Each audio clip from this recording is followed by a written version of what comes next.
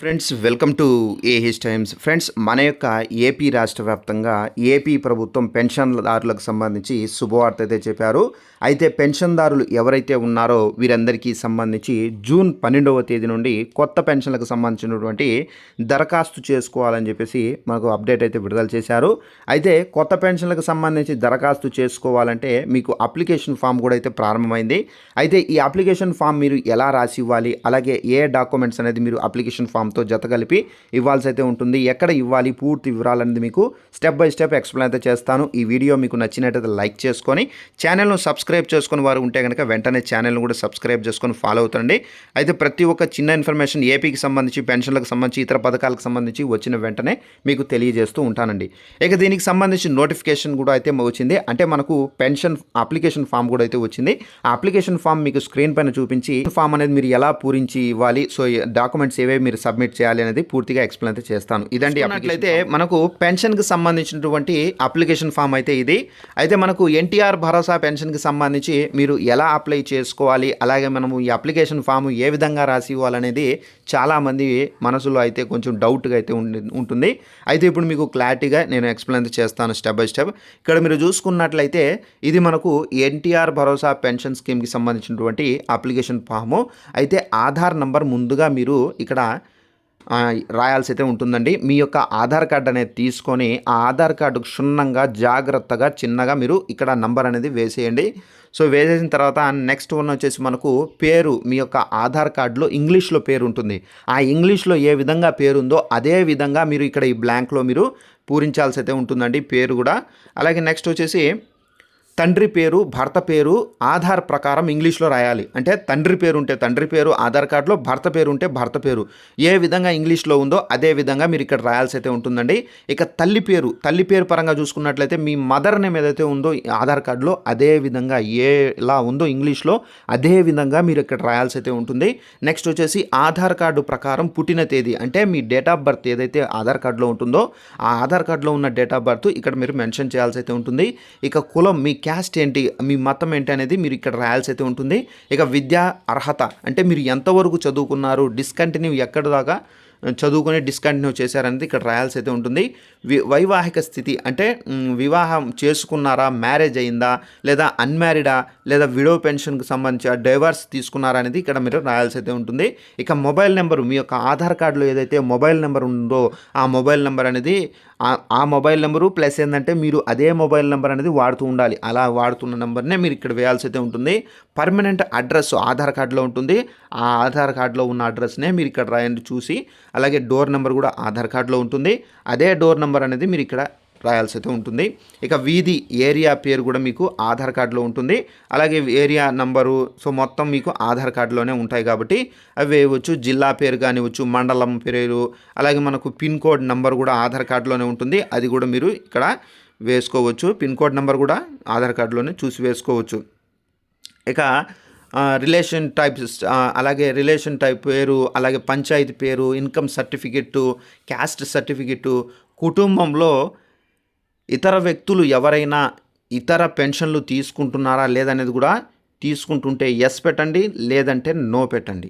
ఆధార్ కార్డులో పేరు కానీ, లింగము కానీ, పుట్టిన తేదీ కానీ మార్పులు చేయిస్తున్నారా, అయితే మార్పు చేసిన వివరాలు అనేది మీరు ఇక్కడ రాయాల్సి అయితే ఉంటుంది. లేనట్లయితే దాన్ని టచ్ చేయాల్సిన అవసరం అయితే లేదు. మార్పు చేసుంటేనే మీరు రాయాల్సి అయితే ఉంటుంది ఈ బ్లాంక్లో. ఇక మనకు జతపరచవలసినటువంటి డాక్యుమెంట్స్ అయితే మీరు ఈ ఏదైతే పెన్షన్ ఐడి, పెన్షన్ అప్లికేషన్తో పాటుగా ఇవన్నీ పూర్తి చేసి మీరు డాక్యుమెంట్స్ అనేది కూడా సబ్మిట్ చేయాలి. ఆ డాక్యుమెంట్స్ ఏంటంటే ఆధార్ జిరాక్స్ అనేది కంపల్సరీగా అయితే ఉండాలండి. ఈ ఆధార్ కార్డు జిరాక్స్ అనేది మీరు 2 కాపీస్ చేసుకొని జిరాక్స్ రెడీగా పెట్టుకొని మీరు సబ్మిట్ చేసుకోవచ్చు. ఇక ఆధార్ అప్డేట్ హిస్టరీ, అలాగే మనకు క్యాస్ట్ సర్టిఫికేట్ జిరాక్స్ కూడా కంపల్సరీగా అయితే ఉండాలి. ఇన్కమ్ సర్టిఫికేట్ జిరాక్స్ కూడా మనకు కంపల్సరీగా అయితే ఉండాలి. ఇక రైస్ కార్డు, రేషన్ కార్డు అనేది ఇప్పుడు మనకి ఏదైతే డిజిటల్ రేషన్ కార్డు ఇచ్చారో ఆ డిజిటల్ రేషన్ కార్డుకి సంబంధించినటువంటి జిరాక్స్ ఫ్రంట్ టు బ్యాక్ అనేది జిరాక్స్ చేసి ఇవ్వాల్సి అయితే ఉంటుంది. ఇక గడిచిన మనకు కరెంట్ బిల్ అనేది అవసరం లేదు. పెన్షన్ రకాన్ని బట్టి సంబంధిత పత్రం అనేది ఉండాలి. అంటే పెన్షన్ రకాన్ని అంటే మనకు ఏంటంటే వికలాంగులు కాకుండా వితంతు పెన్షన్ అంటే విడో పెన్షన్ అనేది వారికి సంబంధించిన భర్త ఎవరైతే చనిపోయి ఉంటారో వారికి సంబంధించినటువంటి డెత్ సర్టిఫికేట్ అనేది కంపల్సరీగా అయితే ఉండాలి. సో ఆ డెత్ సర్టిఫికేట్ ఉంటేనే వాళ్ళు పరిశీలించి మీకు పెన్షన్ అనేది ఇవ్వడం అయితే పెన్షన్దారులకు సంబంధించి మనకు స్పౌస్ పెన్షన్ ఆప్షన్ కూడా అయితే వచ్చిందండి. ఈ స్పౌస్ పెన్షన్ ఆప్షన్ అంటే ఏంటంటే ఎవరైతే పెన్షన్ పొందుతూ భర్త చనిపోయి ఉంటారో ఆ భర్త చనిపోయిన పెన్షన్ ఏదైతే ఉందో ఆ పెన్షన్ అనేది భార్యపైకి ట్రాన్స్ఫర్ చేస్తారు. ఈ స్పౌస్ పెన్షన్ ఆప్షన్ను యూస్ చేసుకుని మీరు ఈ పెన్షన్ అనేది పొందవచ్చు. ఫర్ ఎగ్జాంపుల్ వికలాంగులు ఎవరైనా పెన్షన్ తీసుకుంటూ భర్త చనిపోతే కనుక ఆ ఎవరైతే భార్య ఉన్నారో ఆ భార్య అప్లై చేసుకుంటే ఈ ఆప్షన్ను యూస్ చేసుకొని ఆమెకు పెన్షన్ అనేది ట్రాన్స్ఫర్ అవుతుంది. అంటే ఇతనికి 6,000 వికలాంగులకు 6,000 కదా, 6,000 ట్రాన్స్ఫర్ కదండి. ఆ వికలాంగుడు ఎవరైతే చనిపోయారో వారి భార్యకు 4,000 మాత్రమే పెన్షన్ అయితే ఇస్తారు. ఈ స్పౌస్ పెన్షన్ ఆప్షన్కి సంబంధించి గ్రామ మరియు వార్డు సచివాలయంలో మనకేంటంటే ఆప్షన్ అవైలబుల్లో ఉంది. అలాంటి వాళ్ళు అప్లై చేసుకోవచ్చు. గ్రామ మరియు వార్డు సచివాలయాలకు వెళ్ళండి. వెళ్ళిన తర్వాత అక్కడ వెల్ఫేర్ ఎడ్యుకేషనల్ అసిస్టెంట్ అని చెప్పేసి ఒక ఆఫీసర్ ఉంటారు. అతన్ని కన్సల్ట్ అయితే కనుక మీరు ఈ యొక్క డాక్యుమెంట్స్ ఏవైతే ఉన్నారో అంటే ఎవరైతే చనిపోయి ఉంటారో భర్త అతన్ని సంబంధించినటువంటి డెత్ సర్టిఫికేటు, అతనికి సంబంధించినటువంటి ఆధార్ కార్డు, అతనికి సంబంధించినటువంటి ఏదైతే డీటెయిల్స్ ఉన్నాయో ఆ డీటెయిల్స్ అనేది మీరు తీసుకొని వెళ్తే కనుక మీకు ఈ ఆప్షన్ ద్వారా ఏంటంటే వాళ్ళు అప్లై చేసి మీకు వెరిఫికేషన్ అయితే చేస్తారు. ఒకవేళ మీకు ఏ ఆప్షన్ మీరు ఏమేమి తీసుకుని వెళ్ళాలి ఏంటనేది మీకు ఐడియా లేకపోతే మీ యొక్క దగ్గరలో సచివాలయం ఉంటే అక్కడ వెల్ఫేర్ ఎడ్యుకేషనల్ కానీ కలవండి. కలిసిన తర్వాత అతనే డాక్యుమెంట్స్ ఏవైతే కావాలో ప్రూఫ్స్ అనేది తెలియజేయడం అయితే జరుగుతుంది. సో ఆ తెలియజేసినటువంటి డాక్యుమెంట్స్ ఏవైతే ఉన్నాయో ప్రూఫ్స్ అవి జెరాక్స్ కాపీస్ చేసుకొని మీరు తీసుకుని వెళ్తే మంచిదండి.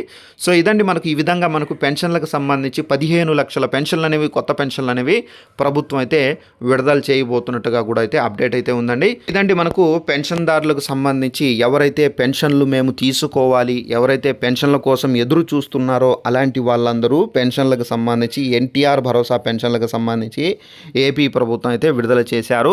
తప్పనిసరిగా మీరు ఇలాంటి అప్లికేషన్ అనేది తీసుకొని మీరు ఫిల్ చేసేసి మీరు సబ్మిట్ చేయాల్సి అయితే ఉంటుందండి. అలాగే పెన్షన్దారులలో కొంతమంది ఏంటంటే ఒక ప్రదేశంలో ఉండి వేరొక ప్రదేశానికి వెళ్ళి స్థిరపడిన వాళ్ళు చాలామంది అయితే ఉన్నారు. సో ఎవరైతే ఈ విధంగా సతమతం అవుతుంటారో పెన్షన్లకు సంబంధించి అప్లై చేసుకొని ప్రతి నెల వాళ్ళు వచ్చి ముందు ఎక్కడైతే ఉన్నారో అక్కడికి వచ్చి పెన్షన్ తీసుకొని మళ్ళీ వెళ్ళి సో ఈ విధంగా చాలామంది ఇబ్బందులు అయితే పడుతున్నారు. అలాంటి వాళ్ళకి సంబంధించి ఏపీ ప్రభుత్వం అయితే పెన్షన్ ట్రాన్స్ఫర్ ఆప్షన్ అయితే తీసుకొచ్చారు. ఈ పెన్షన్ ట్రాన్స్ఫర్ ఆప్షన్ని వాళ్ళు యూస్ చేసుకొని వారి యొక్క పెన్షన్ ఇప్పుడు ఎక్కడైతే వాళ్ళు స్టే చేస్తున్నారో అక్కడికే వారి యొక్క పెన్షన్ అనేది మార్చుకోవచ్చు. అయితే ఇది మార్చుకోవాలంటే ఇప్పుడు వాళ్ళు ప్రజెంట్ ఎక్కడైతే నివసిస్తున్నారో అక్కడ ఉన్నటువంటి గ్రామ మరియు వార్డు సచివాలయాలకు వెళ్ళి వారికి సంబంధించినటువంటి పెన్షన్ ఐడి ఏదైతే ఉందో ఆ ఐడి నెంబర్ అనేది తీసుకుని వెళ్తే కనుక ఆ ఐడి నంబర్ అనేది వాళ్ళు ఎంటర్ చేసి అప్డేట్ చేస్తారు. అప్డేట్ చేసుకున్న తర్వాత వారికి పెన్షన్ ఏదైతే ఉందో ఆ పెన్షన్ అనేది జూలై నెల నుండి వారి ఇళ్ళ దగ్గరికే తీసుకొని వచ్చి ఇవ్వడం అయితే జరుగుతుందండి. సో ఈ విధంగా ఏంటంటే మనకు పెన్షన్దారులకు సంబంధించి ఈ విధమైనటువంటి అప్లికేషన్స్ అయితే విడుదల చేశారు. ఈ విధమైనటువంటి అప్లికేషన్ వాళ్ళు ఫిల్ చేసి ఈజీగా సబ్మిట్ చేసుకోవచ్చండి. Thanks for watching this video. All the best.